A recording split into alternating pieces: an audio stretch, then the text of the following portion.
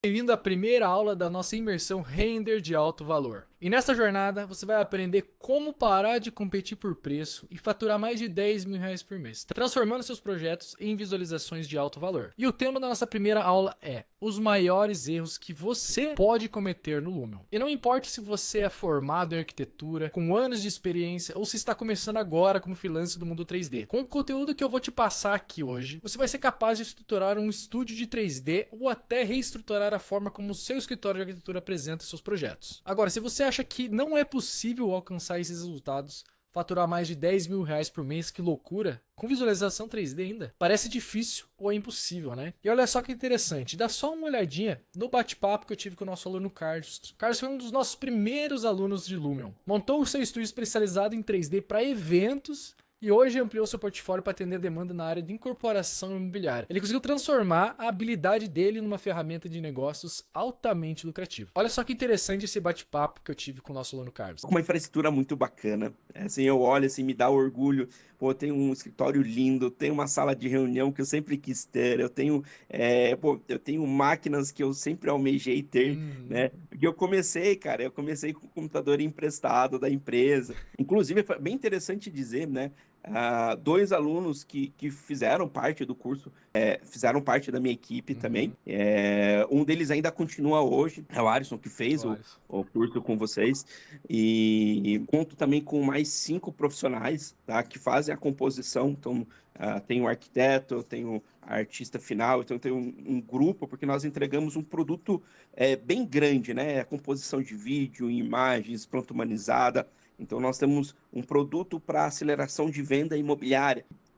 Tem um norte muito definido hoje, que é o mercado de incorporação. A nossa Legal. missão é pegar aquele projeto que acabou de nascer e dar vida para ele, né? Porque essa empresa ela consiga iniciar o start de vendas, né? Antes mesmo do início da construção. Então o material tá todo pronto, tá os flyer, panfleto, tá o Já banner ajuda a vender, gigantesco lá né, na frente cara? da obra. O retorno financeiro, quando ele começa a vender em planta, ele é muito maior. Você tem que ter uma boa imagem para vender, né? E o curso ele me permitiu alcançar um nível de qualidade, né? E esse salto foi astronômico. Essa qualidade, ela faz diferença, tá? Mas tem uma coisa que faz também grande diferença dentro disso, que é você saber se posicionar dentro do mercado. Mas é isso aí, eu desejo muito sucesso pra você e vou fazer uma Obrigado. visita logo logo aí pro escritório de novo. Estamos de portas abertas aqui. Eu que agradeço toda a atenção que nós tivemos ao longo. Não foi só comprar o curso, né? Foi uma parceria, né? Galera, esse é só um dos exemplos de alguns alunos que conseguiram o método e hoje estão faturando alto trabalhando com projetos que agregam muito valor ao mercado. E você pode estar pensando que esses resultados são fora da curva. Sim, eles são, mas não porque são impossíveis. Na verdade, eu estar aqui hoje é a maior prova que isso é real. Digo isso porque estive exatamente onde você está agora. E galera, deixa eu só contar um pouquinho sobre a minha jornada. Eu sou o Gui Félix, artista da Act 3D, que é a desenvolvedora do Lumion. Desde 2017 eu tô trabalhando com eles. Mas a minha trajetória começou bem antes disso. O meu sonho era cursar arquitetura. E a família não tinha dinheiro para pagar. Eu também, você sabe, mensalidade de arquitetura é complicado. E aí o que aconteceu? Eu acabei fazendo um curso técnico de design de interiores. Foi aí que eu tive meu primeiro contato com a renderização. Comecei a criar meu primeiro portfólio, focando em projetos simples, comecei a procurar estágios, mas eu só vi aquela famosa palavrinha, o RH vai te ligar amanhã. E aí foram meses de tentativas e frustrações, e parecia um pouco que o mercado não tinha espaço pra mim. Até que por acaso, em um momento ali, eu conheci o Lumion. Era na versão 3, 4, e eu fiquei fascinado. Usar o Lumion não parecia trabalho, parecia que eu tava jogando um The Sims ali,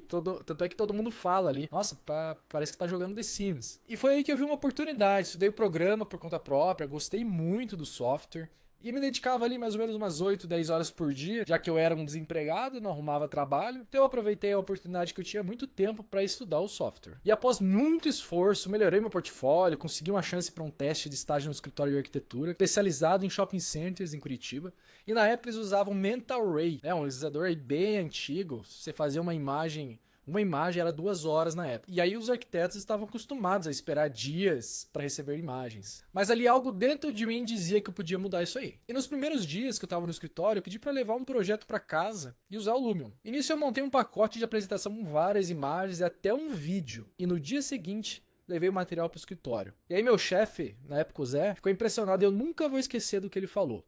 Se o cliente vê isso aqui, ele assina o cheque na hora. Imagine para o escritório que estava acostumado a esperar 2 horas para ver se o render ficou bom. Eu já chego no dia seguinte com 5 imagens e um vídeo mostrando todo o projeto. Tudo bem que na época lá, o vídeo não era aquelas coisas todas, né? Tinha um monte de erro, mas para aquela época já era muita coisa. Poucos escritórios apresentavam seus projetos em vídeo. E nesse momento foi o clique para mim. Percebi que um render de qualidade que comunica o projeto de forma clara e rápida é a chave do sucesso. Ou seja, a apresentação é tudo. E não só para mim, para o escritório também, principalmente. E com o tempo, me pediram para treinar outros artistas do Lumion. O escritório adquiriu algumas licenças oficiais e de repente as apresentações que antes levavam semanas começaram a sair em horas. E a demanda começou a crescer exponencialmente. E eu comecei a me sentir parte de algo maior. Inclusive até hoje, galera, às vezes eu dou uns pulinhos lá no escritório do Dora Lopes lá para dar uma ajuda lá pro pessoal. Às vezes sempre vem a versão nova do Lumion. Eu sempre vou lá dar uma ajudinha para eles em relação à nova versão. Mas depois de tudo isso, ainda tinha algo me incomodando. E aí chegou o momento da virada. E mesmo com o sucesso do escritório e a satisfação dos meus chefes, eu ainda sentia um pouco estagnado. Meus renders pararam de evoluir e eu sabia que poderiam ser melhores. Era como se eu tivesse batido num teto. Talvez até você já tenha passado por isso. E aí eu comecei a pensar, será que é o limite? Será que eu cheguei no topo? E eu vou ser sincero, a frustração era um pouco grande. Eu vi o escritório bastante satisfeito, porém, faltava alguma coisa. Foi aí que eu comecei a estudar o Lumion quase de forma obsessiva, fuçava em tudo que eu podia fuçar. Então, por exemplo, durante o horário comercial do escritório, eu usava o Lumion para os projetos do escritório. Normal, né? Mas à noite, nos finais de semana, era diferente.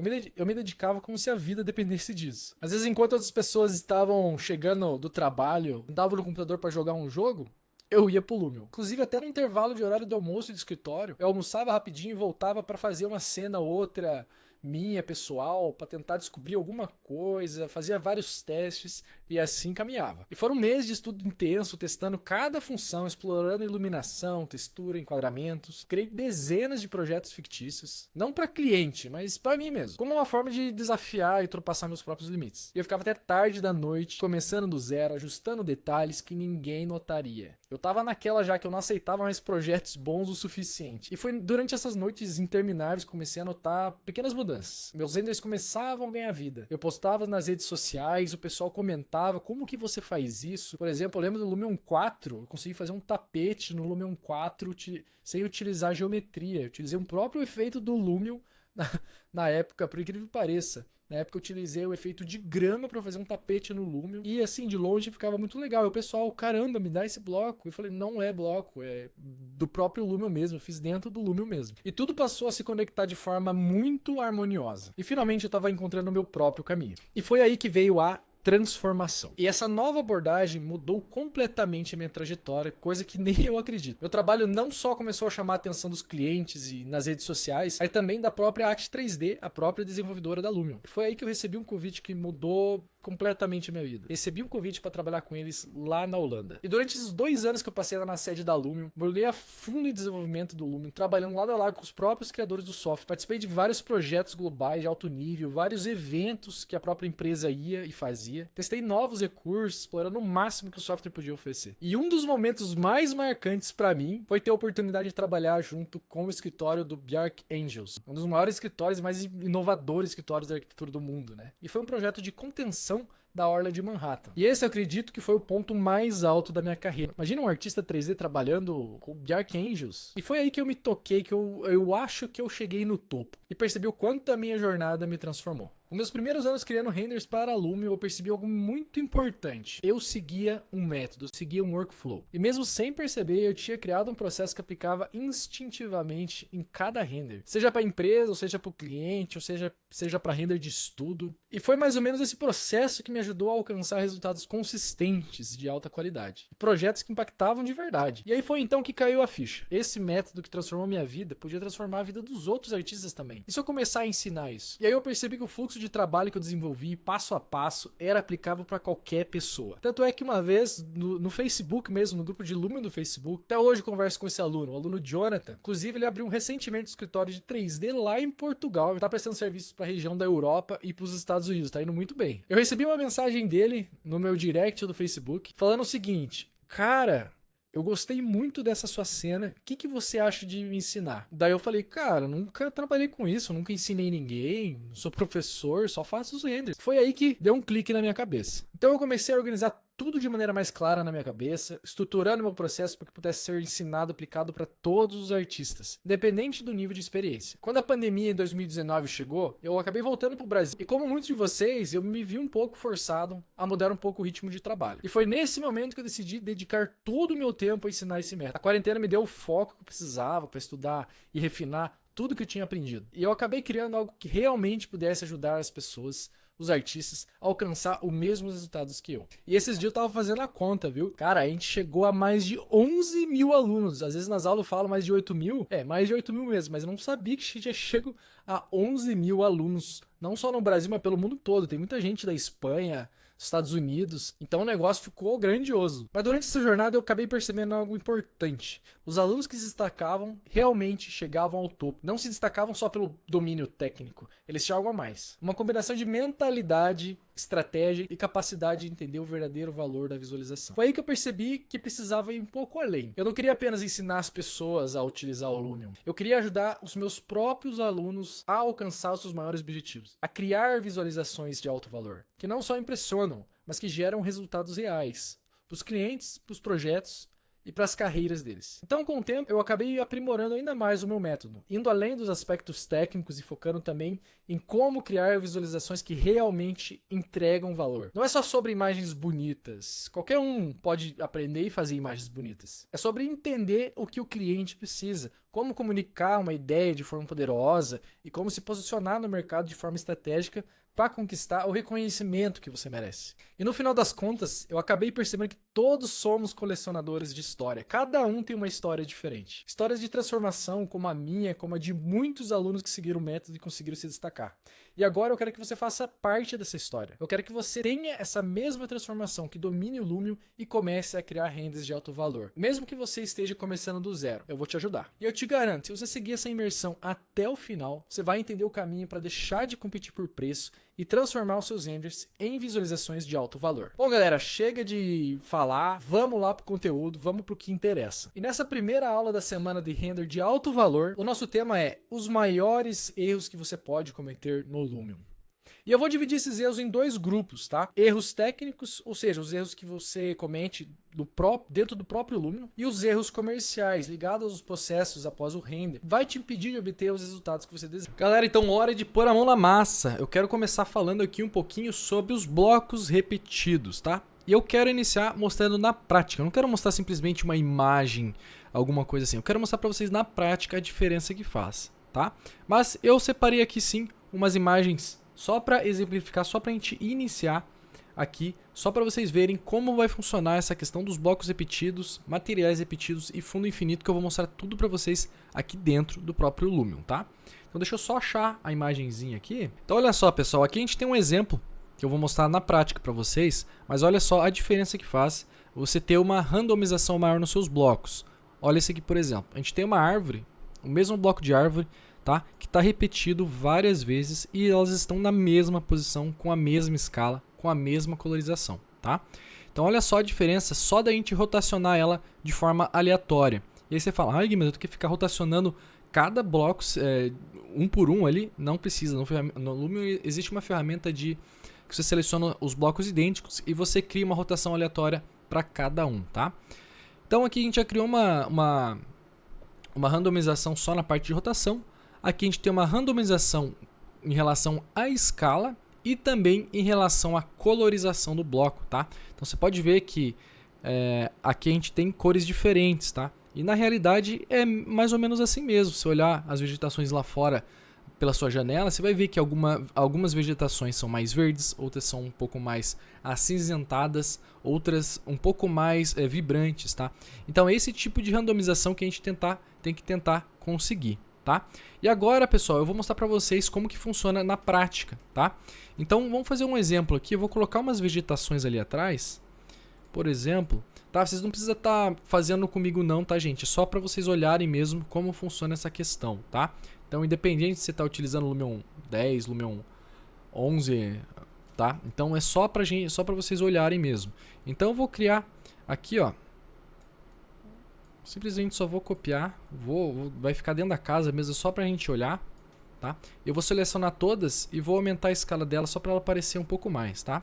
E aí a gente vai vir aqui no modo de câmera, vou pegar essa câmera aqui mesmo, tá? E vou fazer, ó, por exemplo, uma câmera aqui assim, ó, tá? Então olha só como ficou a nossa vegetação, tá? Ela tá na mesma posição. Deixa eu só aumentar um pouco a qualidade dos samples aqui, tá? E ela tá na mesma posição, tá? Olha lá. Então ela tá se repetindo. Então essa questão de blocos repetidos aqui é horrível, é coisa muito básica que você tem que corrigir, tá? E como que a gente corrige isso daí? A gente simplesmente seleciona uma e vem aqui em selecionar todos os objetos idênticos, tá? E agora a gente cria uma randomização na rotação, ó. Clica umas 3, 4 vezes, tá? Só para ela ficar cada uma numa posição diferente. E agora o que a gente faz? A gente vem aqui e a gente vai, por exemplo, essa aqui eu vou aumentar o tamanho dela, essa eu diminuo um pouco, essa eu deixo do jeito que tá. Agora essa aqui já aumenta um pouco mais o tamanho, ó. E a gente vai criando uma randomização nos nossos blocos, certo? Vamos ver como que tá agora?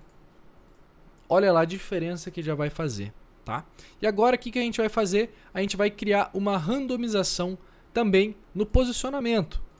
Então a gente vem aqui, ó, deixa uma mais para lá, essa aqui mais para cá, essa aqui a gente pode pôr um pouco mais para frente, tá? E essa um pouco mais para trás. Vamos ver como que vai ficar o resultado. Olha lá, tá? E a gente também pode criar uma randomização nas cores, tá? No Lumion existe uma ferramenta que se chama cores de outono, tá? Então a gente pode deixar aqui para todas as camadas e a gente pode, ó, mexer aqui no desvio da cor da matriz, ó, assim a gente pode deixar ela mais roxa, né, mais acinzentada.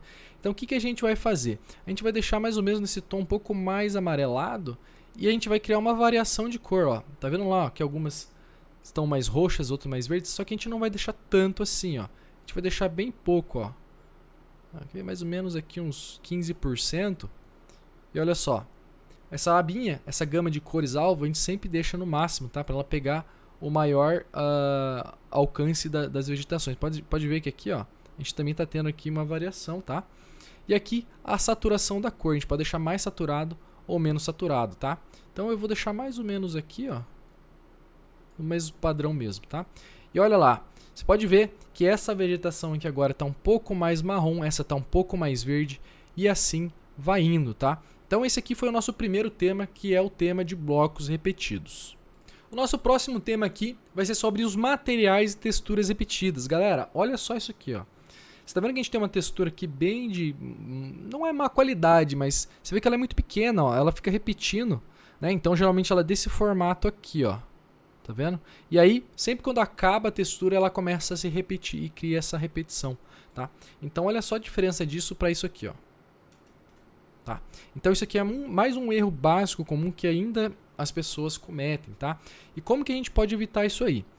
Aqui tem mais um exemplo, tá? Essa aqui é uma textura repetida. Você pode ver, ó, que ela vai criando a mesma repetição, tá? E essa daqui é uma versão que a textura não tá repetida, certo? E como que a gente faz isso, galera? E eu vou aplicar um material, por exemplo, vamos pegar um mármore, né? Então eu vou vir aqui em materiais. Vou vir aqui em materiais, a gente vem aqui em pedra, a gente vem em marble. Vou escolher esse aqui, por exemplo. Vamos ver como que ele vai estar. Se ele vai estar se repetindo muito, tá? E que aqui ele está numa escala maior, mas só para exemplificar. Olha só como ele está se repetindo bastante aqui, ó. Tá vendo? Então, ó, essa aqui vai se repetindo, ó. Tá vendo? Que é a mesma parte da textura, ó. E como que a gente cria essa randomização, tá?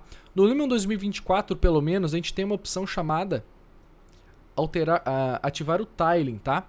Então essa é a opção que se chama o X-Tiling. Então quando a gente ativa ela, ela cria uma randomização no nosso material, olha lá, ó. Ela não vai estar se repetindo, a gente só ajusta aqui também a escala e olha só como fica diferente, tá? Então olha só esse exemplo do couro, tá? O couro geralmente é uma textura bem pequena, né? Então a gente tem que deixar mais ou menos nessa escala aqui, ó.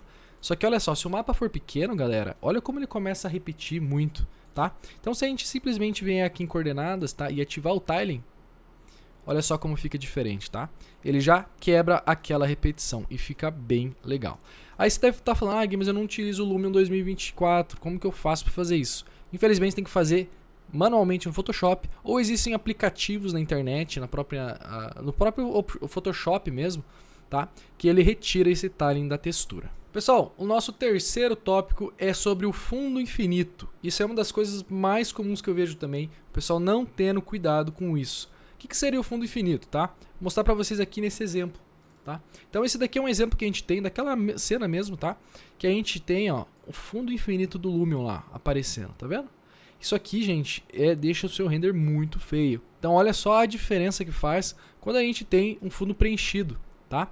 Então olha só como agrega muito mais valor ao projeto apresentado, né? Porque aqui, ó, você, automaticamente, pelo menos para mim, a minha visão vai para lá, ó. Não sei porquê, mas vai para lá, tá? Então quando a gente tem isso daqui, ó, a gente já não tem esse problema. E como que a gente faz isso? É bem simples, tá, gente? Não fica nada pesado, você deve imaginar, ah, mas você vai encher de vegetação atrás. Não precisa, tá? Como que eu geralmente faço? No caso aqui, ó, vou pôr algumas árvores aqui, tá? Então vou pôr uma aqui, outra aqui, umas mais lá no fundo, ó. Tá? E agora o que eu faço? Simplesmente eu venho aqui nesse bloco de aglomerados e eu pego esses aqui, ó. Tá? E aí eu encho lá atrás, olha só. Começo a inserir com esses aglomerados lá atrás, ó. Eu seleciono todos iguais, abaixo eles, tá? Vamos ver como que vai ficar. Ó, aqui ainda tá aparecendo esse daqui, ó, que a gente vai ter que preencher. Pode até ser com o mesmo aglomerado, a gente só diminuir a escala dele. Deixa eu pegar ele aqui, ó. Olha só, a gente só vai distribuindo ele ali, ó. Pra não ficar aquele verdão do próprio Lumion, tá? Aí uns a gente aumenta, abaixa. Pra você ver, ó, como não fica uma coisa pesada, tá? Fica bem leve de ser ajustado. Vamos voltar aqui, ó. Olha lá. Que bacana que ficou, tá? E junto a isso a gente vai e trabalha com a nossa névoa também, né? Então, ó, a gente pode incluir uma névoa lá, ó. Só para dar um pouco mais de profundidade. Então olha só a diferença que faz. E é algo simples, você viu que eu levei menos de 2 minutos para preencher esse fundo infinito. Então fica a dica aí, galera. É uma coisa que o pessoal erra demais, nessa questão do fundo infinito. E pessoal, nosso próximo tema agora é sobre os blocos pesados. Você deve importar de forma separada. Aqui, ó, eu acho que eu tô uns 4 minutos aqui, ó. E olha só o que apareceu. O bloco importado excede o limite de geometria, tá? Então o que vai acontecer? Provavelmente eu não vou conseguir fazer a importação. E olha só o bloco que eu estou tentando importar aqui, ó. É esse simples bloco aqui dessa residência, não tem nada demais, mas olha o problema onde está, ó. Aqui, tá? Então olha só, olha a quantidade de geometria que tem em cada pedrinha dessa aqui, ó. Olha isso aqui. Tá? É por isso que geralmente você tem problema de fazer a importação dos seus blocos. E o que a gente faz geralmente, tá? Olha só, eu vou deletar todos esses blocos aqui. Eu só vou manter esse aqui, tá? E esse aqui, o que eu vou fazer? Eu vou salvar ele, tá? Eu vou salvar ele separado. Então, vim aqui em salvar como. Vou salvar ali na área de trabalho e tal. O que eu vou fazer agora? Eu deletei ele. Eu vou vir aqui em janela, informações do modelo, tá? E eu vou vir em estatísticas e eu vou eliminar os não usados. Só que antes, deixa eu só mostrar o peso do arquivo para vocês. Então eu acabei de limpar o meu modelo e eu vou salvar ele aqui, tá? Como 2, por exemplo. E agora, simplesmente o que eu vou fazer, eu vou tentar importar ele novamente. E qual que é a sugestão aqui, gente? Você separar os blocos mais pesados, tá? Você pegar, por exemplo, eu tenho o sofá aqui também, Gui. É muito pesado, tá? Aqui no SketchUp tem uma dica, tá?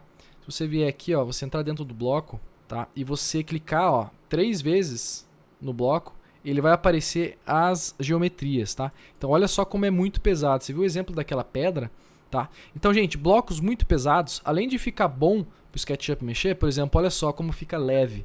Tá? Eu ainda consigo criar uma biblioteca desses blocos, tá? Então, por exemplo, aquele sofá, sempre quando eu for precisar, o meu sofá vai estar de forma separado aqui no Lumion, tá? Então aqui, o que a gente vai fazer? Como eu tinha salvo aquela opção das pedrinhas separadas, eu vou importar elas aqui agora, ó. Então, componente aqui, e eu vou fazer a importação. E às vezes só essa pedrinha já é pesado, tá? Então o bom disso, tá, é que olha só, aqui ó, fica muito mais leve para eu trabalhar, tá? E eu ao mesmo tempo vou criando uma biblioteca. Olha como já importou, tá, gente? E aí é só eu alocar ele conforme tá o meu projeto, lá no meu projeto de SketchUp anteriormente, ó. Só vou aqui rotacionando e aí a gente vai ajustando. É só para mostrar para vocês a importância de a gente ter os blocos separados. Porque, por exemplo, Gui, vou trabalhar em outro projeto. Você vai lá na tua biblioteca onde você fez a importação do seu modelo, né? Ó, no caso tá aqui, você simplesmente clica e vai adicionando. E às vezes ele já fica até com o material salvo, tá? Da última edição que você fez em outro projeto. Então isso é muito, muito útil, tá? Então fica a dica para vocês aí. Bom, pessoal, o nosso próximo tema aqui é sobre os layers, tá? Uma ferramenta muito útil que às vezes o pessoal não liga tanto, tá? Então, por exemplo, imagine que aqui essa minha cena tá muito, muito pesada, tá? O que eu vou fazer? Agora eu vou trabalhar com os materiais, tá? Então, gente, se você vai trabalhar com os materiais agora, você não precisa ter aquele monte de vegetação pesando no seu arquivo. Então, simplesmente você faz o quê? Você desativa os layers. Então, por exemplo, essa cena de exemplo do Lumion, a gente já tem aqui ó, uns layers prontos. Ó. Então, por exemplo, aqui eu posso até colocar tudo que for de vegetação. Ó. Então, ele já vai escondendo, tá? Então, ó, coloquei todos esses layers de vegetação desligados. Agora sim eu posso vir aqui configurar os meus materiais de forma muito mais leve, tá?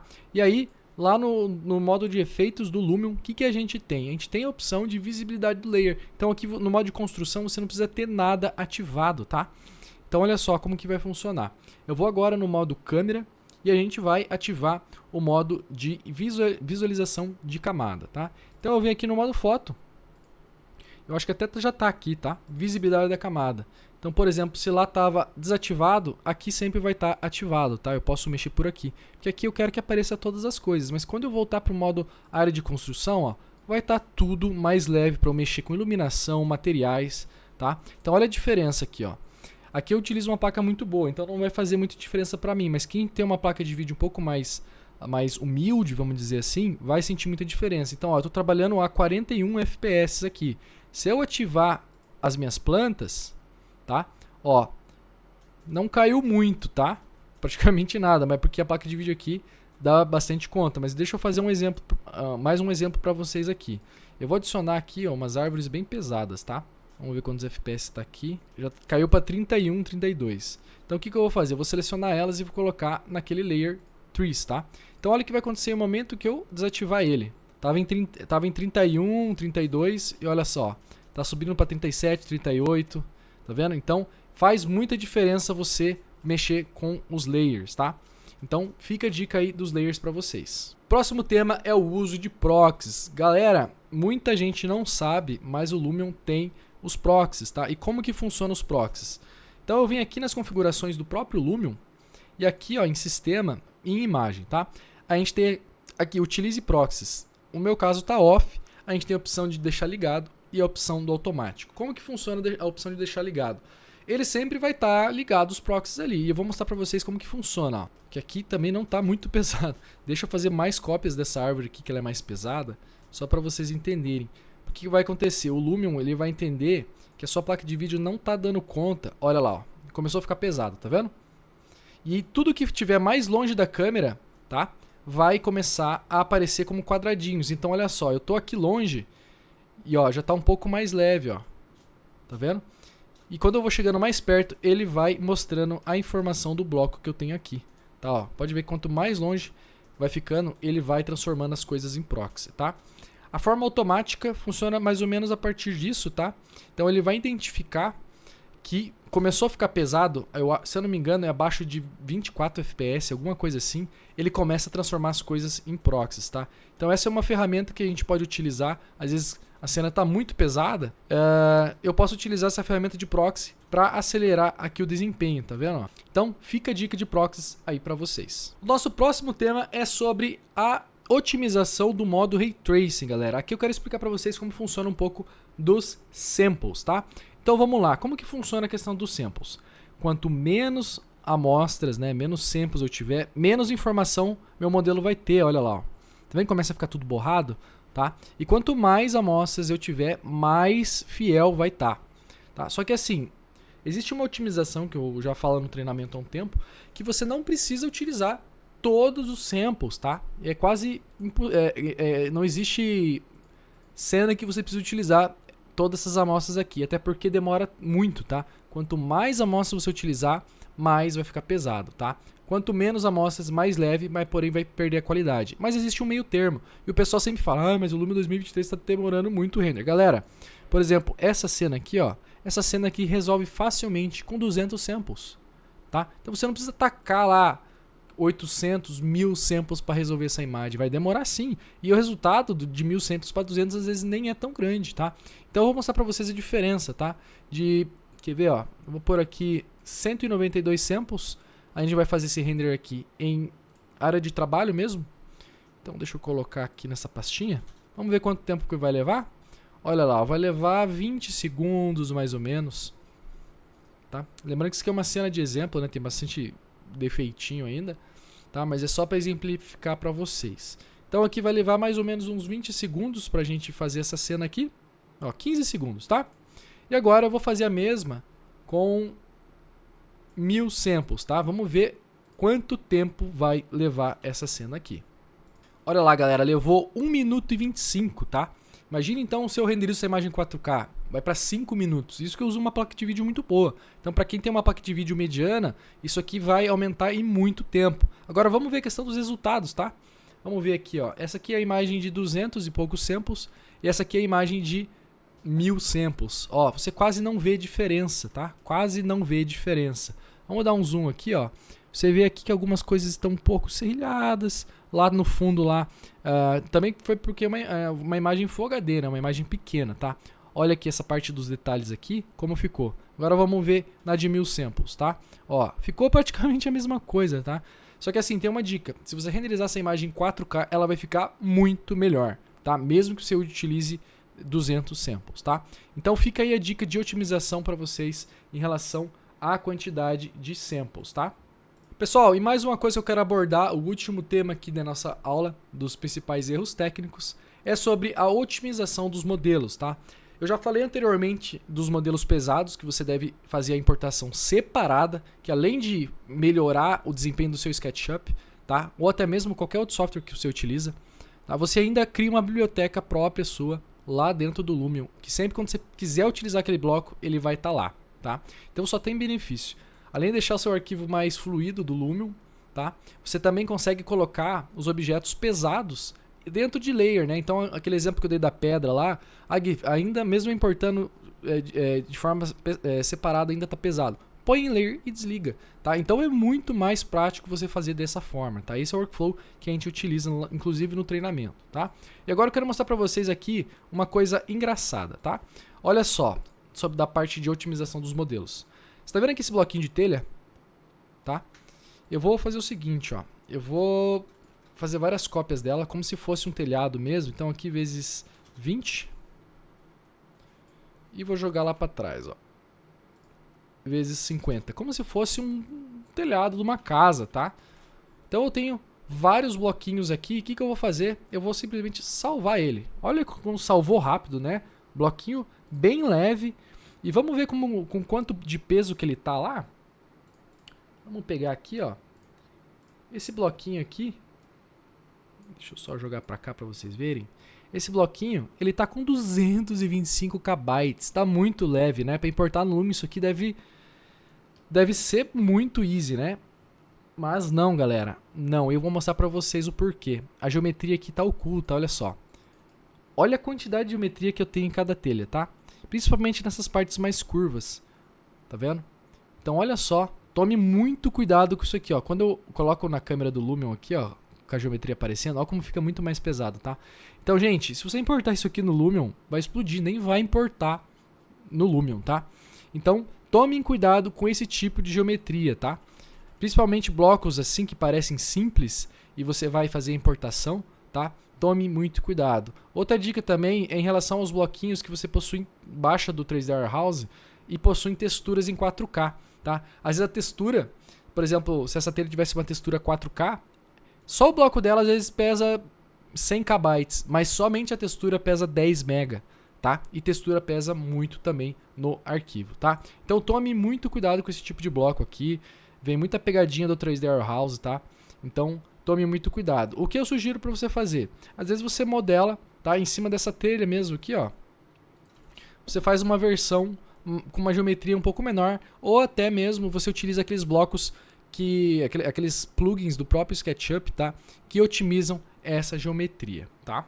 Bom, galera, agora que você está um pouco mais familiarizado com os erros técnicos, a gente vai para os erros comerciais. E aqui que você vai ter uma ideia de como você pode agregar valor ao seu render. E esses erros são aqueles que realmente travam o seu crescimento, impedem que você transforme os seus renders e projetos em soluções de alto valor. Esses erros afetam também freelancers, quanto arquitetos, engenheiros, designers de interiores, autônomos ou até proprietários de escritório, inclusive artistas 3D. Mesmo que você não venda apenas o render, mas o projeto completo, o valor da visualização é fundamental para você comunicar a visão e garantir que seus clientes compreendam e valorizem o que você oferece. Primeiro tópico, estratégia de mercado. O primeiro passo para você faturar mais é ter uma estratégia de mercado clara. Muitos profissionais não conseguem alcançar os melhores resultados porque cometem erros justamente nessa etapa. E agora eu vou pontuar os principais. Definir um subnicho. Um erro muito comum é tentar atender a todos. O mercado valoriza especialistas. Quando você define um subnicho específico, como renders para paisagismo, incorporação imobiliária, outros segmentos, você se posiciona como uma autoridade no assunto. Isso permite que você cobre mais pelo valor agregado. Quanto mais específico for seu nicho, mais você vai se destacar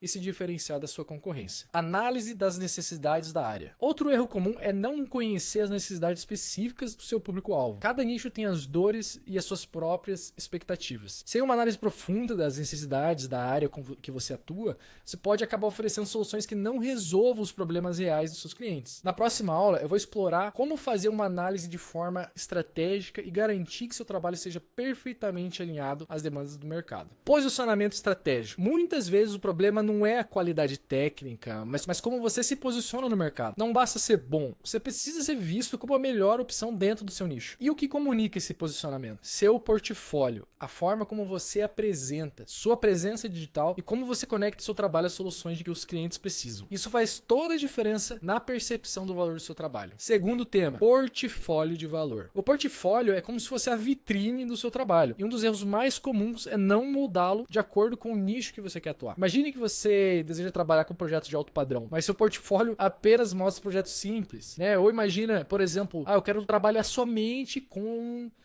sou especialista em interiores de banheiro, mas você não tem nenhum, você tem só 1 ou 2 renders de banheiro, o resto é só render de fachada de casa, por exemplo. Isso vai acabar atraindo a atenção de clientes que buscam o mesmo nível de simplicidade do que você já produziu. Então, se o seu objetivo é entrar num nicho de maior valor agregado, o seu portfólio deve refletir esse nível. Isso significa selecionar os projetos que comunicam valor e o tipo de trabalho que você vai entregar. Mas daí você me pergunta, Gui, mas eu não tenho projetos nesse nível, como que eu vou fazer isso? Bom, se você não tem projetos ainda nesse nível, é importante criar projetos fictícios ou até mesmo colaborativos que mostrem suas habilidades para você ter o seu mercado-alvo. Por exemplo, no meu início, eu não tinha cliente nenhum. O que eu fazia?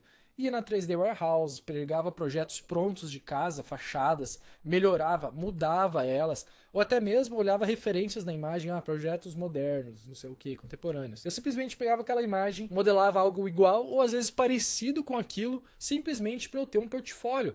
Porque o cliente não vai se importar se aquele é um projeto real ou não. O cliente vai se importar com a qualidade do seu serviço. Seu portfólio ele precisa contar uma história. Ele deve mostrar como o seu trabalho resolve problemas, trouxe resultados concretos. Quanto mais claro e bem organizado for o seu portfólio, maior será a confiança dos clientes em contratar você. Terceiro tema, captação e marketing ativo. Outro erro grave é não ter um plano claro de captação de clientes e não investir em marketing estratégico. Muitos profissionais esperam que os clientes venham até eles, mas o mercado atual acaba exigindo uma abordagem um pouco mais proativa. E como que funciona a captação ativa dos clientes? Ter uma estratégia de network e parcerias com outros profissionais da área, como consultoras, imobiliárias, escritórios de arquitetura, é muito fundamental. Além disso, a sua presença online deve ser forte. Se você não tem visibilidade nas redes sociais hoje em dia, ou em eventos no setor, fica muito difícil de captar novos projetos. É aquilo que o pessoal fala, hoje em dia a sua vitrine é o Instagram. O profissional que acaba não utilizando o Instagram hoje em dia vai ficar para trás. Marketing eficiente. Além de uma captação ativa, muitos profissionais não investem em marketing de maneira eficiente. Redes sociais como Instagram, igual eu falei,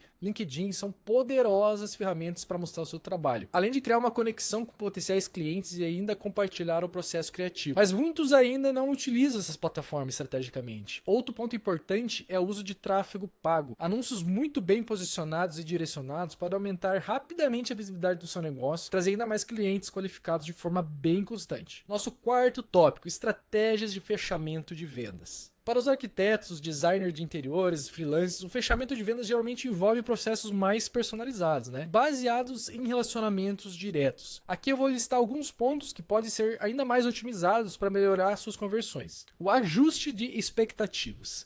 Um dos erros mais comuns ao tentar vender é não alinhar as expectativas desde o início. Isso pode gerar um problema grande mais tarde. Quando o cliente percebe que o resultado entregue não corresponde ao que ele imaginava, isso pode gerar problemas mais tarde. E para evitar isso, sempre busque alinhar as expectativas desde o início do contrato. Seja claro no processo, as limitações e o que pode ser entregue em cada etapa do projeto. Outra coisa, negociação personalizada. Para esse tipo de mercado, as negociações personalizadas são mais eficazes. Diferente de processos automatizados de funis de venda, arquitetos e freelancers geralmente precisam de conversas um a um com seus clientes. Isso significa que saber identificar o que o cliente valoriza e oferecer soluções que atendam às necessidades, ajustando sempre com as propostas e prazos conforme vai gerar valor para o cliente. O follow-up.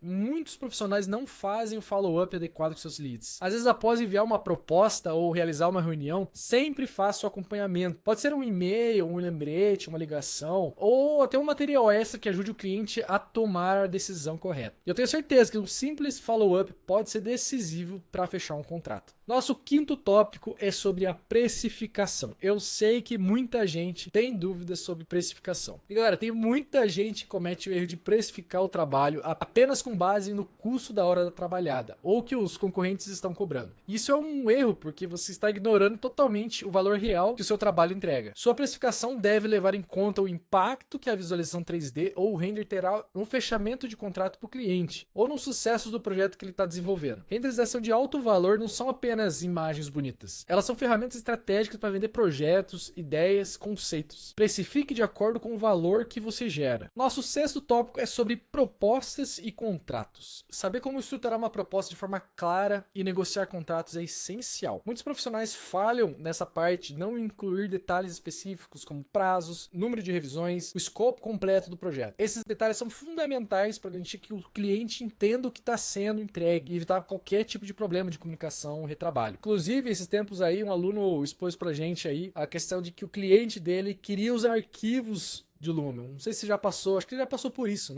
Às vezes você faz o trabalho e o cliente quer os arquivos. Como que funciona em relação a isso? Você tem que ter estipulado em contrato. Se você não se importa em dar os arquivos para o cliente, beleza, às vezes nem precisa colocar no contrato. Agora, se você se importa com os arquivos, porque o que acontece? Às vezes o cliente pede uma imagem para você fazer, dá o maior trabalho para você fazer a modelagem 3D. Você fazer uma imagem só dá muito trabalho. E acontece, ele pede o arquivo lá, e aí esse arquivo ele abre no escritório dele e gera 300 imagens, quantas imagens ele quiser, com o seu trabalho, com os efeitos que você criou ali, os efeitos que você levou tempo para estudar.